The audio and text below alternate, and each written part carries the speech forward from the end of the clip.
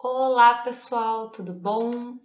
Eu sou Amanda, eu acredito que eu já tenha sido devidamente apresentada pelo Raul ao início do nosso mini curso e hoje, antes de tudo, eu queria agradecer à Universidade Federal do Paraná e especialmente ao programa de pós-graduação em História da Universidade Federal do Paraná por essa iniciativa super bacana dos mini cursos. Eu andei dando uma olhada nos mini cursos oferecidos e tem muita coisa super bacana.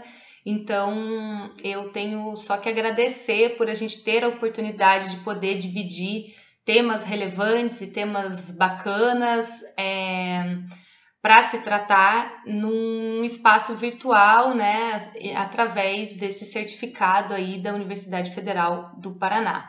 Então, no primeiro momento, queria fazer esse agradecimento e, além da UFPR, eu queria agradecer os meus dois colegas, o Otávio e o Raul, por estarem ministrando, né, esse mini curso comigo e por sempre toparem com bastante entusiasmo falar de história do crime com bastante cuidado teórico e metodológico, né, que a gente sabe que é imprescindível no meio acadêmico. Então, estou muito feliz que eu possa compartilhar com eles esse gosto, né, por essa temática, história do crime, e por a gente estar aqui hoje podendo desenvolver esse mini curso juntos. Bom, quero agradecer também a todos vocês que se inscreveram no nosso mini curso e aos que não se inscreveram e que estão aqui interessados também em escutar as nossas falas. Também agradeço, né, por dispor do tempo de vocês, do interesse de vocês, e espero que seja proveitoso, espero que a gente tenha um diálogo bacana e que a gente consiga desenvolver bons debates, né, ao longo desses 3 vídeos aí que a gente separou para falar de história do crime com vocês.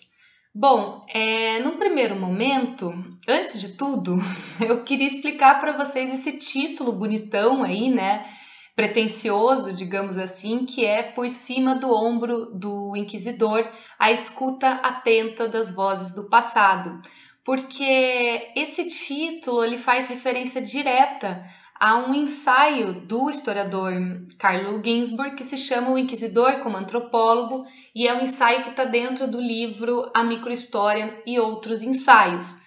E tem uma passagem muito bacana nesse texto do Ginzburg que eu gostaria inclusive de ler com vocês antes de entrar nas próximas discussões aí sobre a divisão da aula e o tema em si. Ele fala o seguinte: o que os juízes da Inquisição tentavam extorquir às suas vítimas não é, afinal, tão diferente daquilo que nós procuramos. Diferentes eram sim os meios que usavam e os fins que tinham em vista. Quando estava a ler processos dos tribunais da Inquisição, muitas vezes dava por mim a espreitar por cima do ombro do inquisidor, seguindo seus passos na esperança, que ele também teria, de que o réu confessasse as suas crenças, por sua conta e risco, claro.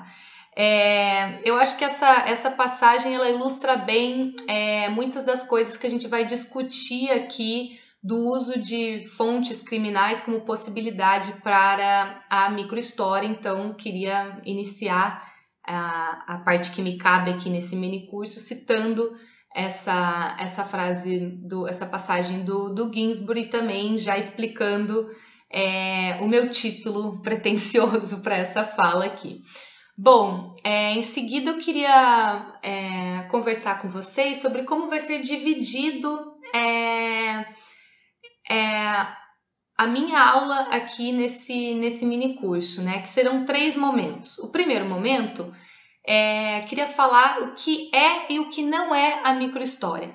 Não vou esgotar as possibilidades, o que seria impossível, e também a gente está tratando de um mini curso.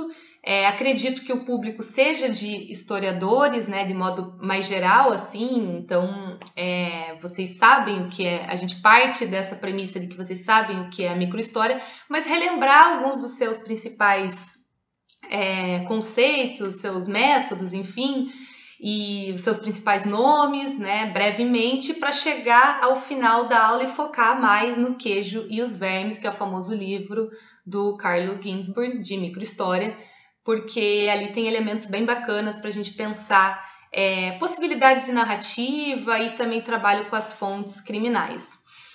No segundo momento, quero trabalhar com vocês sobre a microhistória hoje. Quais são os desafios e as possibilidades da microhistória hoje?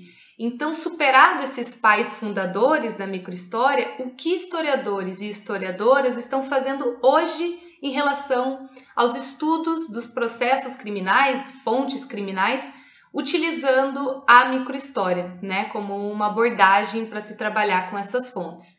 Ao final da aula, vou fazer algumas breves considerações finais sobre o que a gente discutiu, talvez algumas dicas, algumas possibilidades de pesquisa, enfim, e uma indicação de bibliografia de maneira mais sistemática, porque afinal alguns livros vão sendo citados naturalmente ao longo da minha fala, né? E por fim mesmo agora eu vou falar sobre a atividade final que quem tem interesse, quem se inscreveu no nosso mini curso e tem interesse em obter o certificado vai precisar fazer para consegui-lo. Então vou dar uma breve explicação de como é que vai funcionar essa parte, o que também é algo bem simples, assim, não é nada muito assustador para fazer para conseguir um certificado, tá bom? É isso, vamos lá, vamos começar a falar um pouquinho de microhistória. Bom, gente, vamos lá. Então, vamos apresentar as características principais da microhistória. Bom, a microhistória, ela surgiu na Itália ali no final dos anos 70 e ela tem como característica ter alguns nomes muito influentes, né, que foram, afinal, os caras que começaram a desenvolver essa prática, que são três, né, digamos que eles são os pais fundadores da microhistória italiana, que é o Carlo Ginzburg, que é o Giovanni Levi e que é o Edoardo Grandi. Eles são os caras que deram esse pontapé inicial para trabalhar a história dessa forma. Mas que forma, enfim, é essa? Bom, antes de tudo, é necessário que a gente compreenda que a microhistória ela é muito mais uma prática do que um método. Então, assim, ela não é uma escola da microhistória, né? Ela não surgiu dessa forma, como, por exemplo, a escola dos Annales, né? Então, esses caras, cada um deles fazia microhistória à sua maneira. Por exemplo, o Grandi com o Giovanni Levi, eles estavam muito mais ligados a uma antropologia econômica para trabalhar a microhistória. O Ginzburg, ele tem um flerte muito grande com a história da arte, com os paradigmas ligados à arte, né? Então, assim, cada um deles foi analisando as suas fontes de maneira diferentes, mas ao mesmo tempo pensando nas premissas, digamos assim, dessa microhistória, que significa o quê? Basicamente, né, em grosso modo, uma diminuição da escala de observação para analisar as fontes. Uma coisa que é interessante da microhistória é pensar que o tamanho do objeto não é o que importa de fato. O que importa é a abordagem, o jeito que você vai olhar para sua fonte e que você vai trabalhar com ela. Então, a partir de uma série de documentos, uma quantidade variada de documentos de fontes, você vai observar numa escala mais reduzida, microscópica, como eles gostam de frisar bem, né? Que você vai...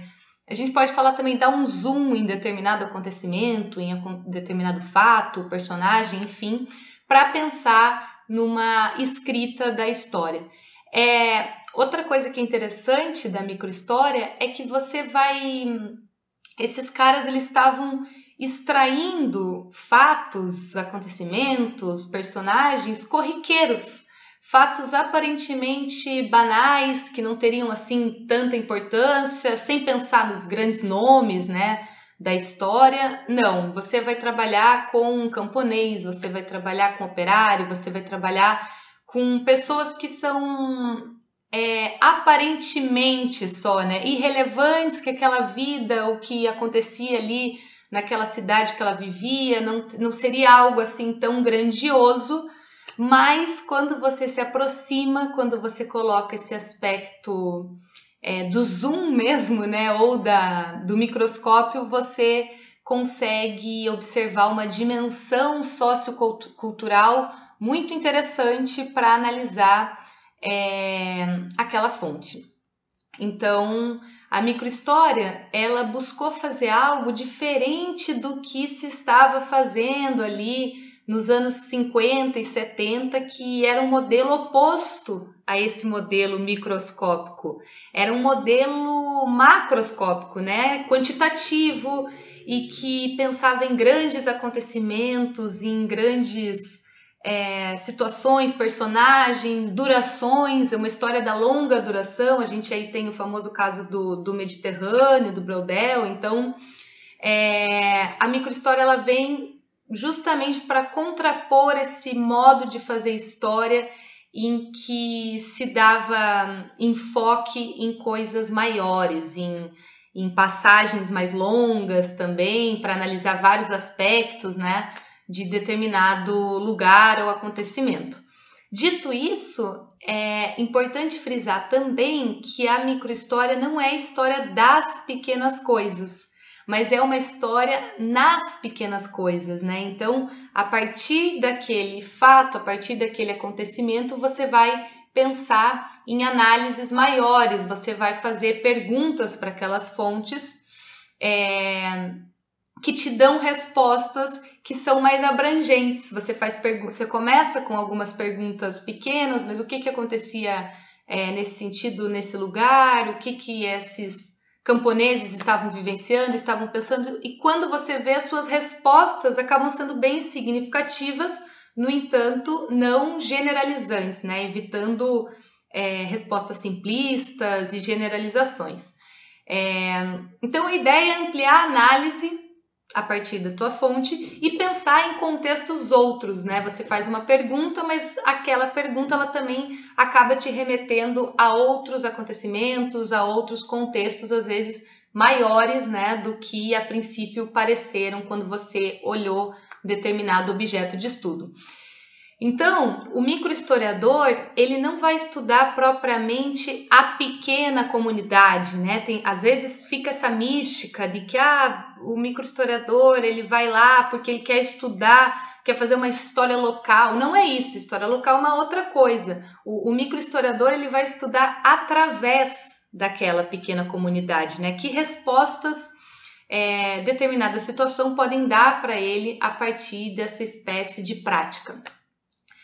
E a microhistória no Brasil, ela surgiu, né? Ela foi incorporada no Brasil a partir dos anos 80 com o grande nome, né, da microhistória, que é o Ginsburg. Ele foi um autor, né, ainda um autor muito, muito lido no Brasil, ele foi muito traduzido, obras assim que viraram fenômenos, sabe, na historiografia, como O Queijo e os Vermes, como Andarilhos do Bem, como Mitos, Emblemas e Sinais, que também é um livro super interessante dele, mas especialmente ali em O Queijo e os Vermes e Andarilhos do Bem, é algo que interessa mais aqui para o nosso mini curso, citar esses dois livros, porque é quando Ginsburg trabalha com fontes eclesiásticas e processos inquisitoriais, né? E aí a gente vê a mágica que ele faz, a grande habilidade dele para trabalhar com esse tipo de fonte, né? Processos de inquisição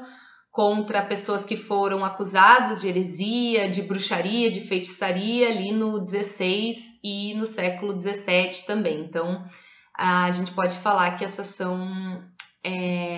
são, né, os grandes livros do Ginsburg em que ele trabalha com fontes que nos interessam aqui para debater história do crime, não só história do crime, mas a gente pode ampliar, né, fontes judiciais de modo geral, e também pensar o nosso trabalho enquanto historiadores, historiadoras, pensar características narrativas.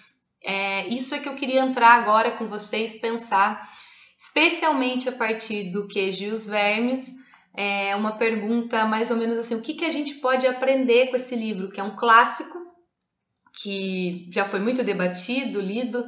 Inclusive, eu tô com o livro aqui. Se você é historiador e ainda não leu esse livro, que pode ter acontecido também, recomendo que leia, especialmente se você tem interesse nesse tipo de debate, né? Esse aqui é uma edição da Companhia de Bolso, é pequenininho, mas é um livro muito, muito gostoso de ler. Quem é historiador sabe e que já leu, o que ele conseguiu fazer aqui foi um grande trabalho historiográfico mesmo. Mas por que eu falo com vocês sobre essa questão da narrativa? Porque tem uma característica interessante do Ginsburg, que ele tem um diálogo muito interessante com o leitor. Ele vai te mostrando, eu estou focando aqui, né, em outros livros dele também, mas eu vou focar especialmente aqui no Queijo e os Vermes. Ele vai apresentando para o seu leitor as fontes da pesquisa de uma maneira muito sedutora, né? Mostrando os caminhos que ele percorreu, as potencialidades das fontes, as lacunas das fontes. Inclusive, ele é muito sincero em mostrar essas lacunas. Olha, aqui nesse momento eu não sei dizer muito bem se o Menóquio, que é o personagem do livro, leu tais livros para ter essas ideias consideradas heréticas, mas pode ser porque na época circulava esse livro e há um momento no depoimento do Menóquio em que ele cita tal passagem, a gente consegue remeter talvez. Então, assim, ele vai brincando muito, é um jogo muito de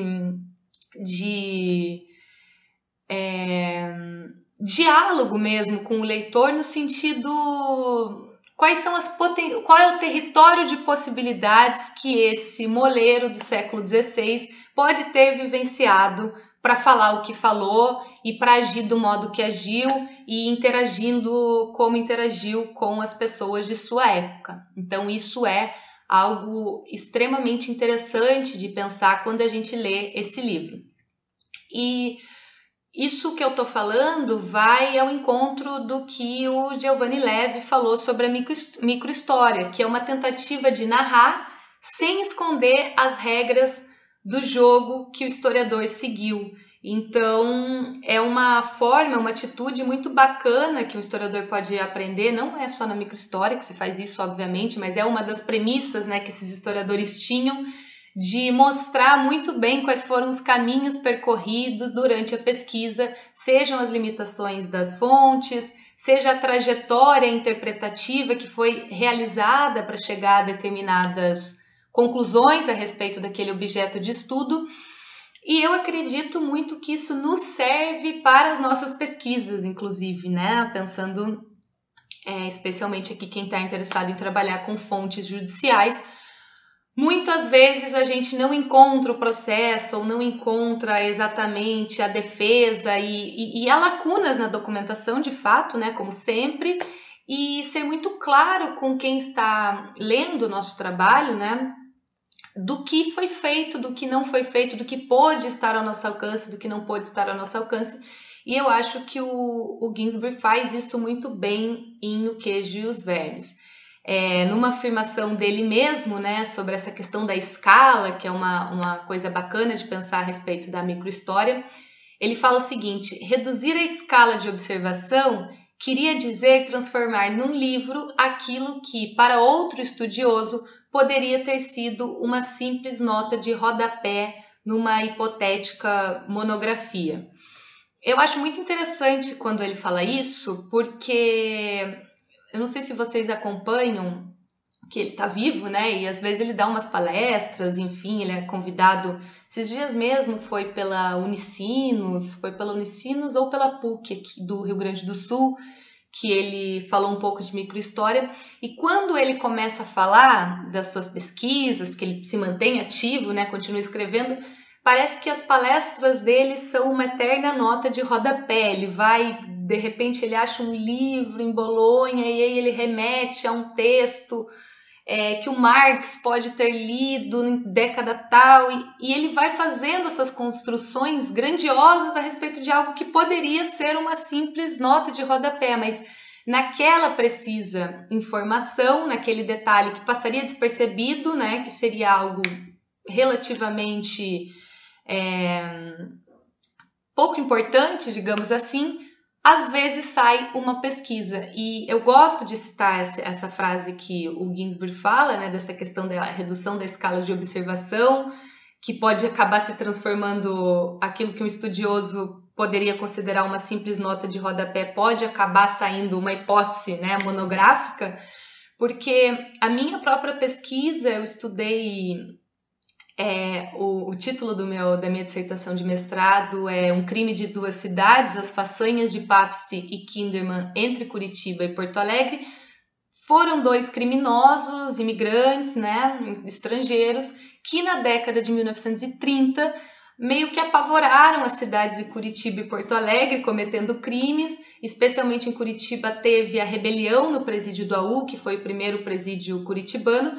E da onde surgiu essa pesquisa? O meu orientador, que foi o meu orientador no mestrado, que foi o Clóvis Gruner, ele tinha feito a tese dele na história, em linhas gerais aqui, gente, mas basicamente pensando na circulação dos discursos criminológicos, né, e o entrecruzamento de fontes sobre criminologia ali na passagem do 19 para o 20 na Curitiba. Então, assim, a Curitiba republicana, o que estava acontecendo, como foi a construção do presídio do AU, quais eram os discursos que circulavam a respeito de criminalidade, tanto literários como jornalísticos e no meio jurídico.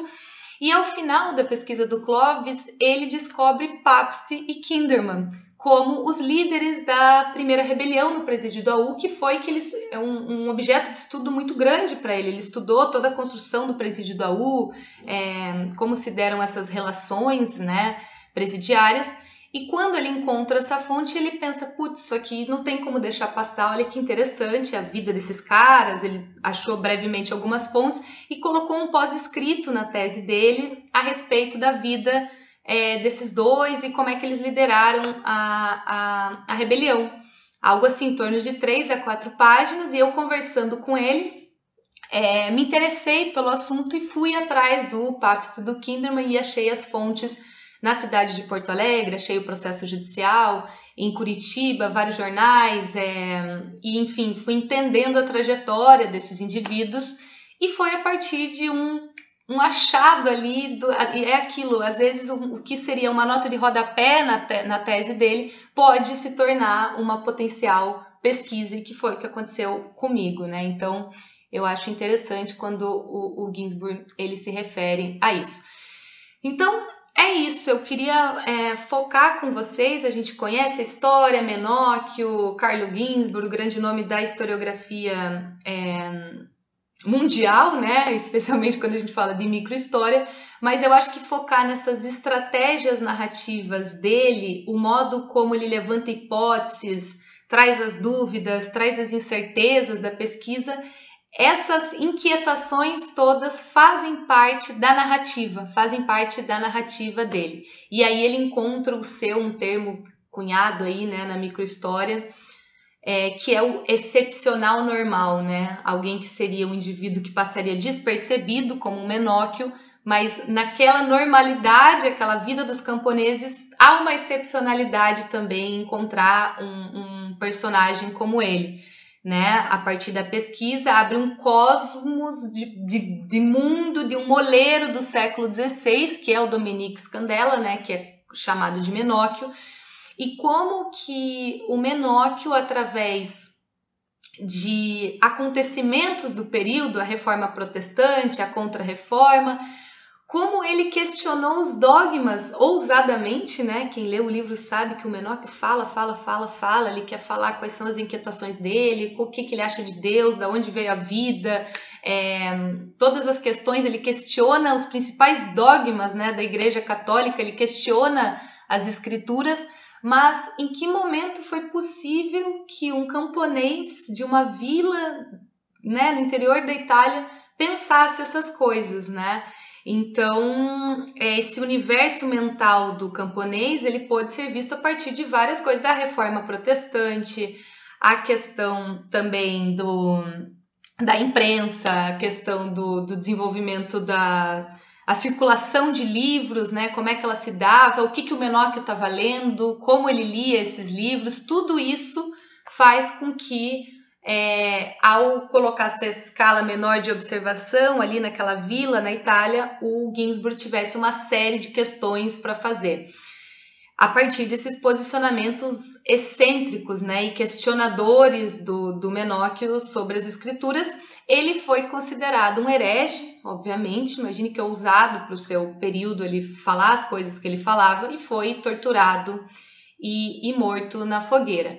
Mas uma questão que eu queria pontuar aqui com vocês é que o Ginsburg ele não estuda o Menóquio porque o Menóquio ele é um personagem exótico e excêntrico, como de fato é, né? Quando a gente lê, a gente acha...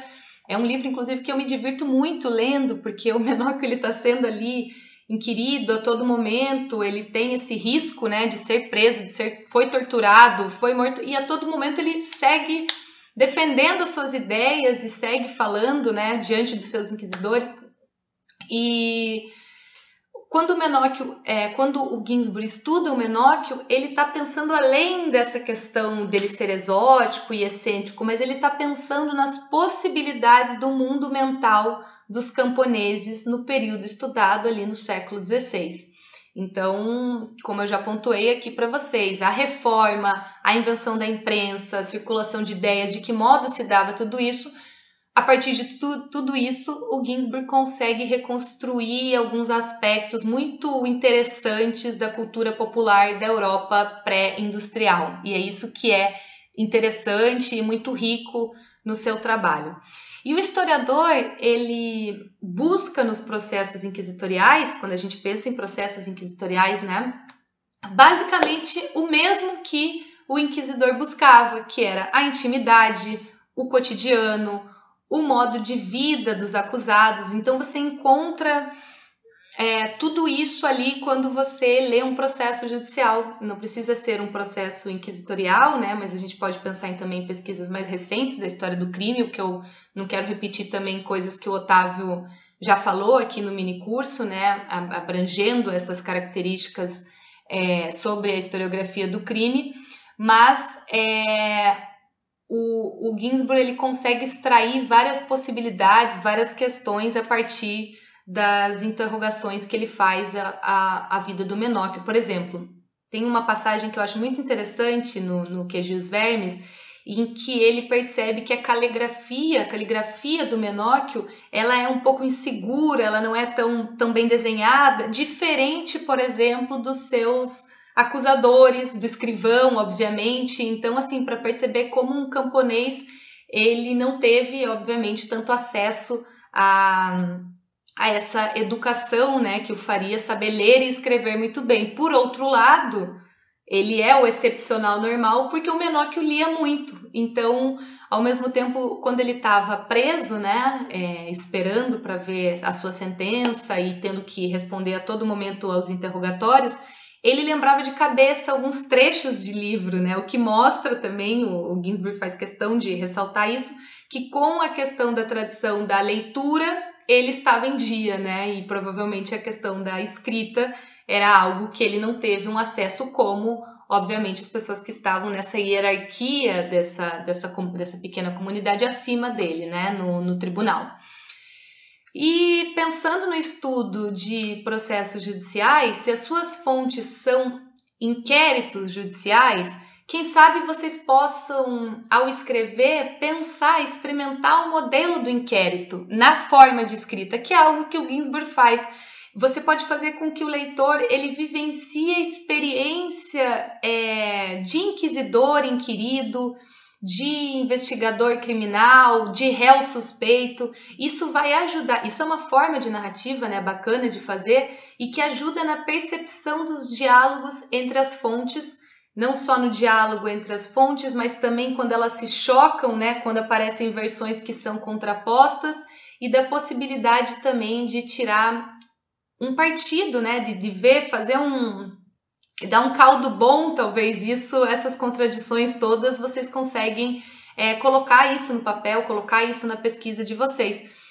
Por exemplo, quando eu escrevi a minha dissertação, teve o caso do Pabst e do Kinderman, esses dois criminosos, foram 3 júris que eu observei nas fontes, que eu busquei reconstituir esse momento, né, tão tenso do tribunal, do júri, ali para o réu e para todos os envolvidos. E às vezes você vai construindo uma narrativa, talvez colocando o teu leitor a par de como se dava esse tribunal do júri, de uma maneira sedutora na narrativa. É uma tentativa, pelo menos, né, que a gente faz de escrever de modo que o leitor ele entenda os ritos, como se davam, e também o que era dito e o que não era dito, né?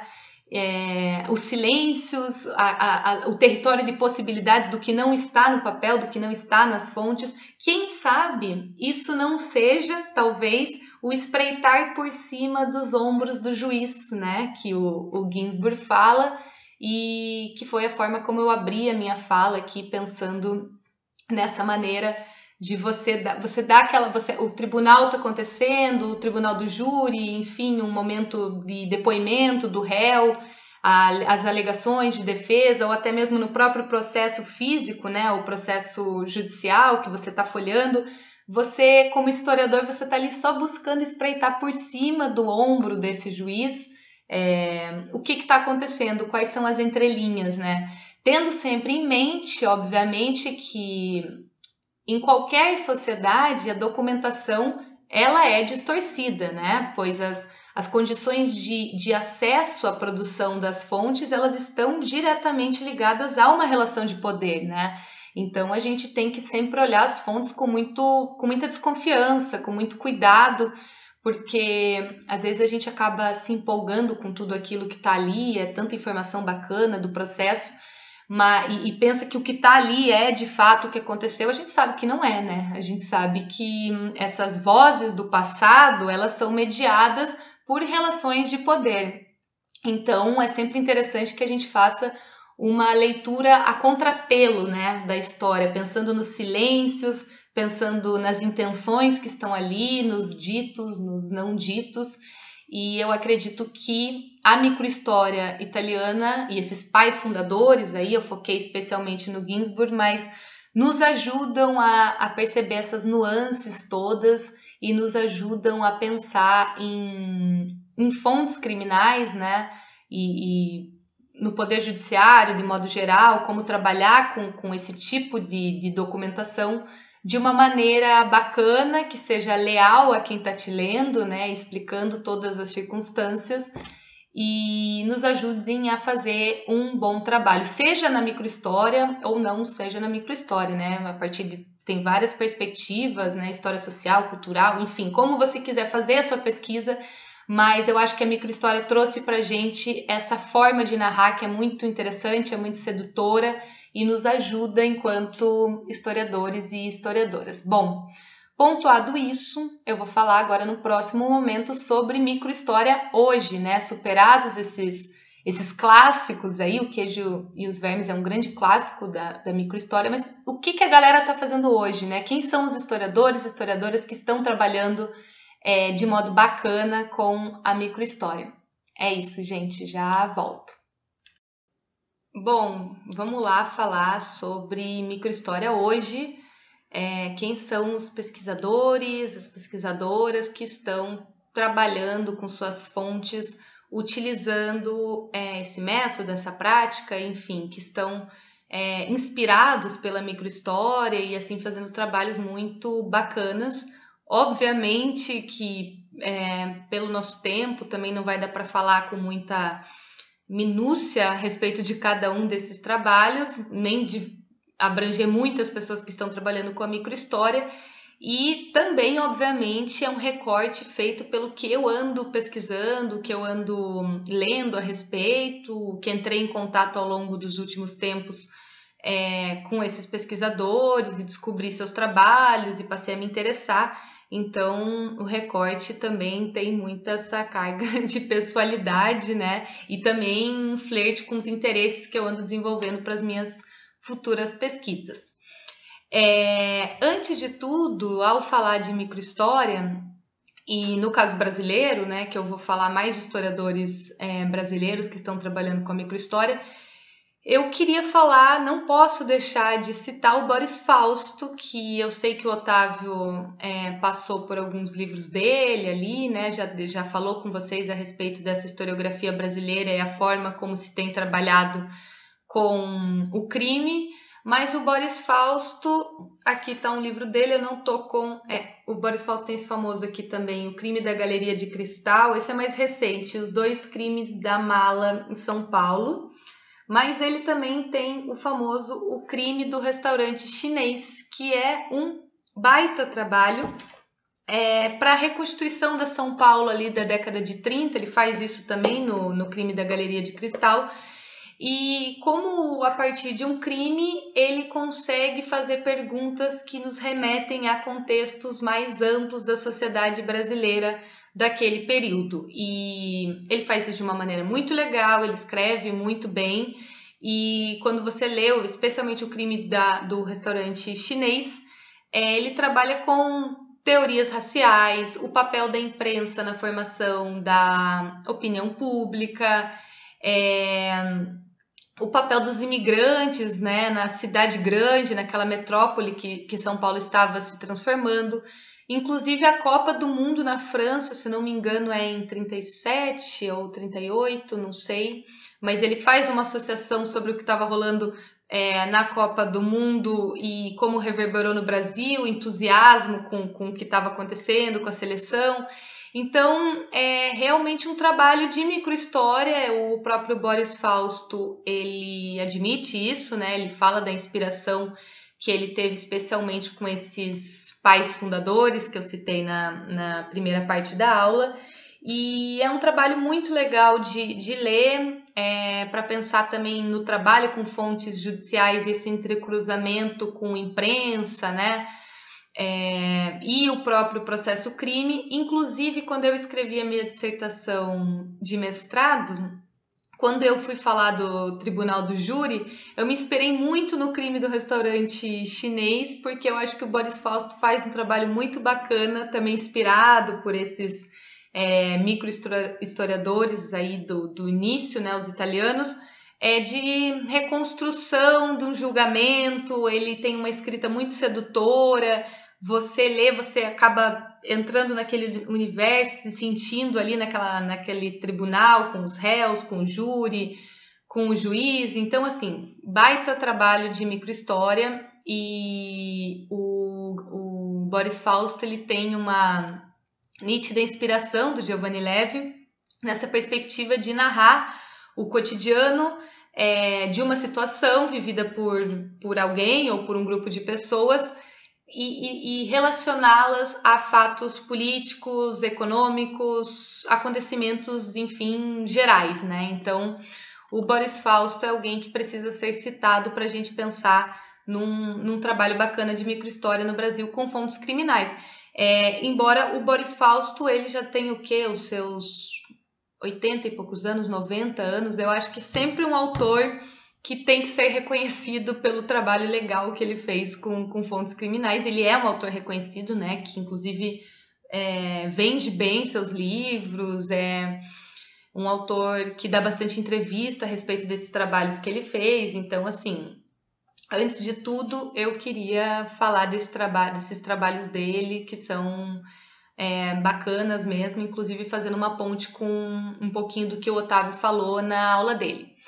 Bom, falando em Giovanni Levi, tem um trabalho super legal de uma historiadora brasileira, ela é professora da Unicinos, no Rio Grande do Sul, que é a Maria Inês Vendrame. E a Maria Inês Vendrame, ela faz microhistória mesmo, muito bem feito, inclusive, e eu me deparei há uns anos atrás com esse livro dela chamado O Poder na Aldeia, Redes Sociais, Honra Familiar e Práticas de Justiça entre os Camponeses Italianos. Bom, esse trabalho, a Maria Inês Vendrame, ela analisa a sociedade rural italiana no final do 19, no Rio Grande do Sul, e ela analisa processos crimes que envolvem imigrantes italianos E a partir dessa análise desses processos crimes, a Maria Inês Vendrame, ela percebe uma série de redes de solidariedade entre esses imigrantes, noções de honra também, né, como eles buscavam a justiça para resgatar sua honra, para se defender, enfim, de acusações.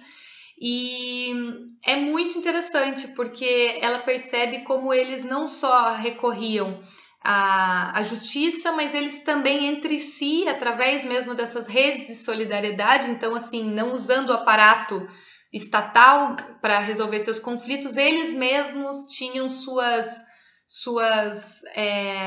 relações sociais que resolviam os seus conflitos de maneira mais interna, em grupo, e todo esse tipo de trabalho com as fontes que ela fez ajudou a chegar em algumas conclusões sobre a moral camponesa, né? Como é que se pensar, essas pessoas se viam, como elas interagiam entre si, e através de fontes judiciais, então, a Maria Inês Vendrame, ela reconstrói uma realidade histórico-cultural de uma maneira bem interessante. Outra questão também bacana de falar desse livro é que ela faz um imbricamento, um cruzamento de fontes de maneira bem rica. Ela cruza processos crimes com outras fontes, como fontes cartoriais, registros de compra e venda, livros de batismo, de casamento, e todas essas fontes vão dando a ela indícios, sinais do que estava acontecendo ali naquela sociedade rural italiana do século XIX. Outro trabalho bacana e que eu entrei em contato há menos tempo, mas que tem uma inspiração, bebe da fonte, digamos assim, da microhistória, é o Davi Carneiro. Ele tem um livro muito bacana chamado Uma Justiça que Seduz, Ofensas Verbais e Conflitos Comunitários em Minas Gerais. Eu tenho o livro do Davi, mas não está comigo aqui no momento, mas é um livro super bacana sobre xingamentos, né? Resumindo o livro, né, de maneira bem tosca e breve, mas como é que as pessoas de Juiz de Fora, a população subalterna ali de Juiz de Fora, se entendia com a justiça criminal quando o problema, o BO que estava acontecendo ali era xingamento, e uma pessoa xingando a outra por causa de dívida, que a outra não pagava, ou xingando até questões que envolviam o machismo, né, com xingamentos com mulheres. E ele pegou esse ponto e começou a dialogar também, fazendo um entrecruzamento muito legal de fontes, e assim entendendo por que essas pessoas agiam assim, como é que elas interagiam, reduzindo a escala de observação para entender um contexto social e cultural, jurídico mais geral. Então é um trabalho muito bacana também o do Davi Carneiro. Posto isso, gente, eu falei na primeira parte da aula, né, desses pais fundadores, trabalhamos um pouquinho, né, formas de narrativa com o Queijo e os Vermes, com o Ginsburg e tal, mas passado isso, 40 anos aí, né, da microhistória, e até hoje ela causa certo estranhamento, recebe críticas, as pessoas ainda não sabem muito bem o que está sendo feito, o que pode ser feito com a microhistória. E eu acredito que é nesse momento agora que a gente pode debater um pouquinho alguns dos livros, alguns dos trabalhos que estão sendo feitos com novas possibilidades, ainda com as premissas básicas assim da microhistória, algumas coisas que são muito caras a esse método, mas ao mesmo tempo quais são as transformações dessa prática. Antes de tudo, o Henrique Spada Lima ele tem um livro muito legal chamado A Microhistória Italiana, Escalas, Indícios e Singularidades. E o Henrique Spada Lima ele apresenta nesse livro, é um livro mais teórico, né? Fala de teoria mesmo da microhistória, os diferentes modos que os autores italianos eles trabalham. E ele faz, esses pais fundadores, né, que eu falei no primeiro momento da aula, ele faz suas críticas, ele aponta quais são as principais premissas do método da microhistória, enfim. Então, antes de tudo, você que está aqui se interessa por microhistória e quer saber um pouco mais a respeito de teoria. Se já não leu, é um livro bacana para ler, para entender essas nuances, esses debates dentro da própria microhistória. Bom, o método, então, ele acabou se transformando, porque a gente tem aí, né, muitas décadas de que esses caras, que são o Ginsburg, Giovanni Levi, o Gandhi, eles escreveram as suas principais obras. E aí se colocam novas fontes e novos problemas teóricos, metodológicos, para se pensar num trabalho em que envolvam fontes criminais. A partir de então, a gente pode pensar também na Global History, que é a história global, que é uma história que está muito... Não sei se usa a palavra moda, mas tem se falado muito de história global, em fazer uma história global e conexões transnacionais, transatlânticas, enfim. E a partir de então surgiram novos termos, né, como microhistória global, microhistória transnacional. Então percebam só por esses nomes como há uma incorporação de novas práticas para se realizar a microhistória, ainda com algumas premissas básicas, assim, digamos, da microhistória, que é o não generalizar respostas, propor perguntas que tenham um alcance mais geral, né, respeitadas essas questões, um levantamento abrangente de fonte também é uma característica interessante. O método onomástico, que, por exemplo, a Maria Inês Vendrame, ela usa bastante aqui nesse livro O Poder na Aldeia, porque é um procedimento de pesquisa que se inspira na demografia histórica, pensando justamente nessas fontes que eu falei que ela trabalha, como cartoriais, paroquial, essa junção dessas fontes notariais, por exemplo. Esse é um método que ainda permanece, né? Dentre outros também, questões relacionadas a práticas da microhistória. Então, surgem novos trabalhos interessantes. Eu falei da Maria Inês Vendrame, do Davy, né? Historiadores brasileiros, mas eu não posso deixar de citar também um trabalho que eu entrei em contato há pouco tempo, mas que eu estou achando super legal. Eu confesso que eu não li o livro, mas eu li alguns artigos dela, que é uma historiadora norte-americana chamada Rebecca Scott, e ela tem um livro chamado Provas de Liberdade. E basicamente, também aqui bem resumido, né, a gente vai dando um resumo aqui do que essa galera está fazendo bem breve, para que possa abarcar o maior número possível de pesquisadores que eu possa citar aqui para pensar em caminhos de pesquisa, o que as pessoas estão fazendo.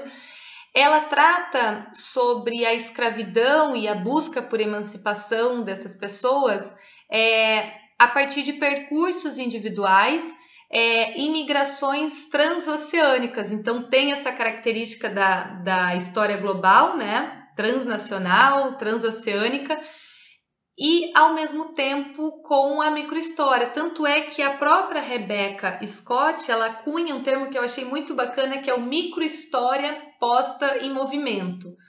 Algo como: vou trabalhar com microhistória, gosto do método, é o que eu estou fazendo, mas sem deixar de lado esse movimento em que eu vou perseguindo os rastros dessas pessoas numa dimensão transatlântica e rastreando a história, que é o que ela faz no caso, de 3 gerações de uma mesma família, para entender como essa família, ela, através inclusive de registros, documentos, ela vai rastreando eles a partir de cartas, por exemplo, eles buscam a liberdade, e ela consegue definir ali fenômenos de raça, antirracismo, movimentos políticos e revolucionários. Então, ao rastrear essa família, uma série de outros contextos da história aparecem, como a Revolução Haitiana, a Revolução Francesa, Guerra Civil, a reconstrução nos Estados Unidos, enfim, conflitos antirracistas que surgem no mundo atlântico. Ela consegue mapear a história dessa família e pensar nessas questões mais gerais, né? Através desses documentos. E tem uma característica muito importante também, que eu percebi no trabalho dela, ao ler alguns artigos que ela escreveu, E aí eu vou relacionar com os trabalhos do Ginsberg, por exemplo, que é essa lealdade com o leitor a explicar algumas suposições que ela faz, porque não são todas as informações, obviamente, que vão ser captadas por meio desses documentos que ela encontra para falar sobre a trajetória dessa família, né, várias gerações dessa família. Então ela mesma vai apresentando lacunas, problemas de pesquisa, momentos em que ela não tem acesso a algumas fontes, mas pelo contexto geral da época ela consegue fazer certas suposições e sem perder o critério, né, sem perder a qualidade do método investigativo dela. Inclusive com uma narrativa também muito interessante. Então, basicamente, escalas micro e macro analíticas estão sendo adotadas numa perspectiva muito ampla, né, que envolve o local, o nacional, mas com interconexões translocais e transnacionais. E os pesquisadores que estão fazendo esse tipo de pesquisa, a grande preocupação deles, que eu percebo pelo menos, é não perder de vista o micro, embora você esteja falando do macro, né? Então, respeitar certas dinâmicas locais, por mais que você esteja falando de uma dimensão transnacional. Quem faz isso também é o Diego Galeano, que é um historiador que eu admiro muito, um historiador do crime. Ele tem esse livro, que é super legal, falando nessas circulações transnacionais, né? Criminosos Viajantes, circulações transnacionais entre Rio de Janeiro e Buenos Aires. Esse é o livro do Galeano. E as últimas pesquisas dele estão relacionadas à circulação de moedeiros falsos na América do Sul, né? Falsificadores de moedas. 1910, 1920, mais ou menos ali o período que o Galeano estuda, e justamente ele percebe essa dinâmica entre o transnacional e o local, né? Ele vai estudando redes delitivas, policiais, jornalísticas, ele vai seguindo os rastros desses traficantes, né? Que ora estavam em Montevidéu, ora estavam em Buenos Aires, ora estavam no Rio de Janeiro, falsificando notas falsas, moedas, enfim. E quando ele tem essa perspectiva, esse olhar transnacional para essas fontes, uma preocupação do Galeano é não perder de vista o contexto local de cada lugar, porque por mais que você esteja estudando um fenômeno transnacional, em cada país, em cada cidade, tinha a sua especificidade. Cada polícia, por exemplo, age de um jeito em determinado local, em determinada cidade. Essas redes delitivas, elas não são homogêneas, né? Por mais que um moedeiro falso, ele mude de cidade, você queira, às vezes, pode haver uma tendência a você fazer generalizações, ele na pesquisa dele é isso, mas não, ele vai tecendo essas histórias, tendo cuidado com a especificidade de cada local, né? É isso, eu acho que eu falei aqui de maneira geral de algumas pesquisas interessantes que incorporaram a microhistória para pensar em perspectivas outras. E, por fim, eu queria falar de um livro que tem me ajudado muito a pensar nessas questões das transformações da microhistória e que os artigos contidos nesse livro, que foram organizados inclusive pela Maria Inês Vendrame, são artigos que tem toda essa galera que eu citei aí explicando seus métodos de pesquisa, explicando possibilidades da microhistória transnacional ou só microhistória, o que eles estão fazendo, o que eles estão pesquisando. É esse livro que eu achei muito legal, que é o Microhistória, um método em transformação, mostrando mesmo essas novas fontes, esses novos problemas. E tem o Galeano aqui também, falando da pesquisa dele, detetives policiais, jornalistas e moedeiros falsos na América do Sul, o Galeano eu acabei de citar. Tem o Davi Carneiro, falando da microhistória, uma análise de relação entre a população e a justiça criminal. vários, tem o Henrique Espada Lima, que eu citei também, tem o Christian De Vito, que tem uma pesquisa super legal com essa questão da história global, e um presente nesse livro que tem 2 artigos, ensaios do Ginsburg e do Giovanni Levi, ou seja, todos os méritos para Maria Inês Vendrame e Alexandre, acho que é Karsburg, que juntaram aqui esses 2 microhistoriadores para falar sobre... O artigo do Levi é um artigo mais teórico, problematizando um pouco essas novas possibilidades da microhistória, e o do Ginsburg é muito legal, que é Os Andarilhos do Bem 50 anos depois. Então ele fala, né, desse primeiro livro dele, Os Andarilhos do Bem, e aquela narrativa bem do Ginsburg mesmo, explicando como chegou a sua pesquisa, quais foram os caminhos, o que apareceu por acaso. Ele tem muito essa coisa de como encontrou as suas fontes. É bem sedutor mesmo esse artigo dele, é bem bacana. E eu acho que para quem se interessa por microhistória hoje é um livro que é essencial, assim, para mim tem ajudado bastante a pensar nas minhas pesquisas e pensar justamente no método em transformação que é a microhistória, e é super legal ver essa galera, o que eles estão fazendo, o que eles estão escrevendo. E é isso, pessoal. Eu espero que quem assistiu o minicurso, quem está aqui comigo até agora, tenha feito sentido, às vezes iluminou algumas possibilidades de pesquisa, às vezes confirmou coisas que vocês já estavam pensando, ou também se vocês divergem. Eu acho que o canal está aberto aí para a gente trocar ideias, e espero que essa fala tenha sido proveitosa. No próximo momento eu vou explicar para vocês, como prometido, sobre o certificado do minicurso. É isso. Bom, pessoal, chegamos à parte final do nosso minicurso, onde eu faço algumas contribuições finais à minha aula, a parte que me coube, né, que foi falar de microhistória e, enfim, as suas contribuições para análise de fontes criminais. E também vou falar sobre a obtenção do certificado para aqueles que têm interesse em ter o certificado do nosso minicurso. Bom, no que corresponde às considerações finais que eu gostaria de fazer com vocês, espero que tenha ficado claro a questão da microhistória não ser uma escola, mas ter influências teóricos e metodológicas muito múltiplas, né? Possibilidades muito amplas de pesquisa. Eu acho que isso pode ser observado na segunda parte da minha aula, quando eu apresento alguns trabalhos com influência e utilizando a prática da microhistória que vem sendo feitos, e para que a gente também possa ter pensado como fatos pequenos, aparentemente irrelevantes, estão dotados de significados muito complexos, dependendo da maneira como você se aproxima daquela fonte, das perguntas que você faz para elas, o que você pode extrair daquilo que parece algo aparentemente muito simples, muito banal, né?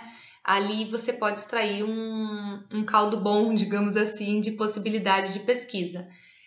Outra questão que eu gostaria de pontuar é a leitura a contrapelo.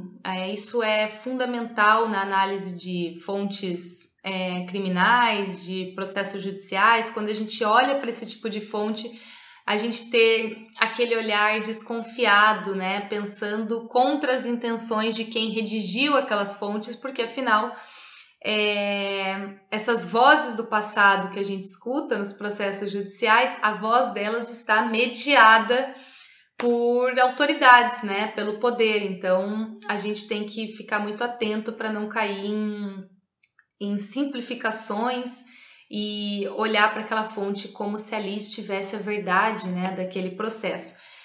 Na verdade, é justamente nos elementos que muitas vezes escapam ao nosso controle que a gente acha possibilidades interessantes para fazer as nossas pesquisas, né? E, bom, quanto ao que foi feito aqui por nós três, eu acredito que nos dedicamos à história do crime e da criminalidade a partir de vertentes teórico-metodológicas diferentes entre si, E primeiramente o Raul, ele abriu a aula, né? Ele abriu o nosso mini curso, deu o pontapé inicial para a gente discutir o crime, com uma contribuição muito interessante do Sbricoli, partindo de um contexto mais geral para pensar o penal na longa duração, digamos assim, o fenômeno penal como um problema historiográfico em si, que deve ser debatido, deve ter reflexões a respeito dele, das transições, das rupturas, né? O que acontece com o próprio penal na longa duração, como algo que deve ser descoberto pela história. O Raul, como um historiador do direito, né, ele fez uma contribuição brilhante para que a gente pudesse pensar essas questões.